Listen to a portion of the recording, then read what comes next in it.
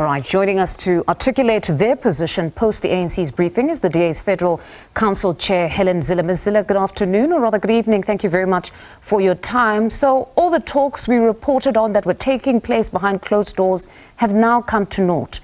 You'll be taking up seats in opposition. Talk to us about this. Well, we were prepared to negotiate in good faith. We always are. And it was quite clear that the ANC did not want to negotiate a power-sharing agreement. They wanted to continue in full control and offer us a few positions to prop them up in government. And that isn't the will of the voters. We were only slightly smaller than the ANC in Gauteng. And we needed, in terms of the statement of intent that we signed at national level, we were entitled to take an equal share in the running of Gauteng and to ensure that we had a power-sharing agreement that reflected the national statement of intent. You were quite emphatic yesterday that you don't want to be co-opted, as you say, that you wanted meaningful power sharing that reflected the proportionality clause, but also the will of the people. But some have argued that even when it comes to the national government of unity, even there, when you had stressed the need to reflect that proportionality clause, it wasn't to be, because the ANC did nevertheless get the lion's share of the cabinet posts.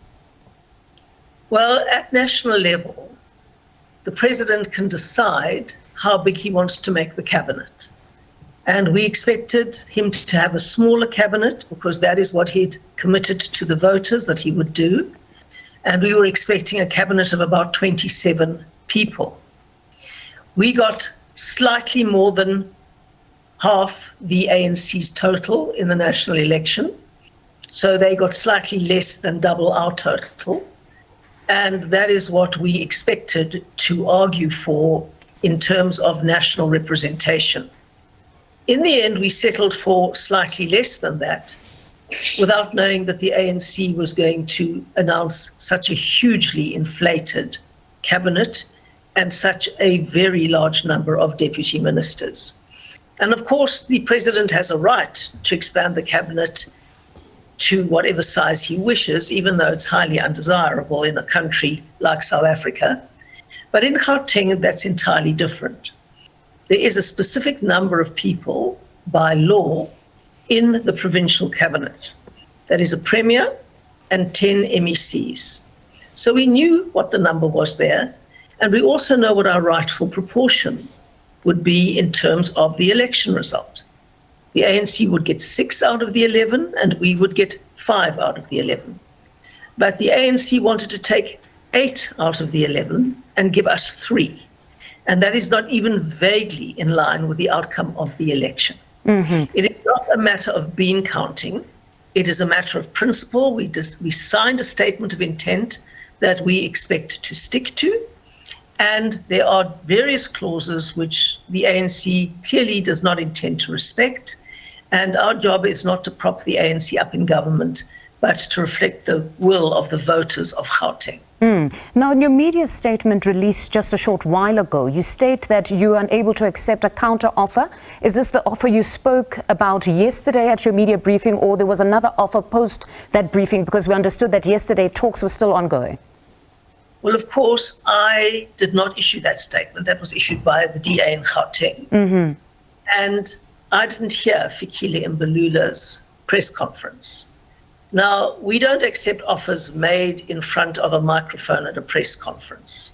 We sit over the table, we speak to people, and we reach a proper agreement. So that's not the way to make offers when you're addressing a press conference to position yourself in a specific way. And we don't expect to be treated like that. When exactly did you take the decision that you were now pulling out? Because yesterday at your press briefing, you were still open to have those negotiations. We didn't pull out. The ANC went along unilaterally. That is the whole point. All right. We said yesterday the offer they made to us was unacceptable. It was contrary to the statement of intent that we signed on the 14th of June. It was contrary to the will of the voters in Gauteng, and it would hold the DA hostage in a massive majority ANC government which they had not earned via the ballot box. And we could not accept that. That we had not walked out, that we were awaiting a much fairer offer. All right. So just to get clarity, pardon me for interjecting there, is this now a similar scenario to that which Solim Simanga spoke of, that when we heard that the Premier was going to announce a cabinet, you were, like the rest of South Africa, people that found out when it was about to be announced? Are you saying that this is what has happened yet again, that when they announced now, you were not aware that you are now being left out? Well, the ANC does things unilaterally the whole time, and that is the problem. They haven't come to terms with the fact that they lost an election and that not everything is done on their terms, and they don't boss everybody around as if they got a clear majority. They did not. We have partners, and we are almost equal partners in Gauteng, and we have the right to be treated as such. Now, Ms. Zille, you assured the nation yesterday that the inability to find each other with the Gauteng ANC would not impact the government of provincial unity in KZN or the national government. Is this still the position of the DA? Yes, it is the position of the DA. We don't do brinkmanship in other provinces or at national government to force a settlement elsewhere. We deal with cases on their merits.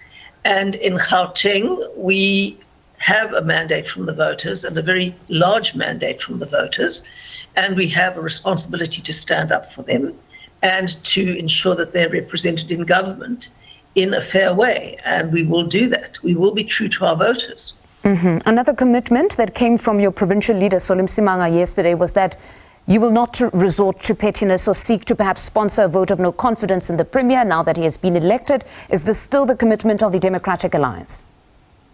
Well, we can't make a commitment for a whole term, obviously not. But that there will be no pettiness? We're not petty. We're never petty.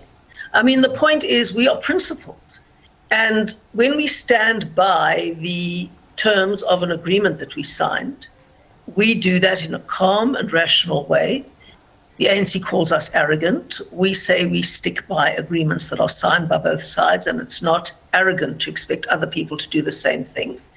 And that's where we are now. We aren't petty, but we negotiate in good faith, and we expect other people to negotiate in good faith with us. All right. Ms. Zille, thank you very much for your time this evening. That's Federal Council Chair Hellen Zille speaking to us.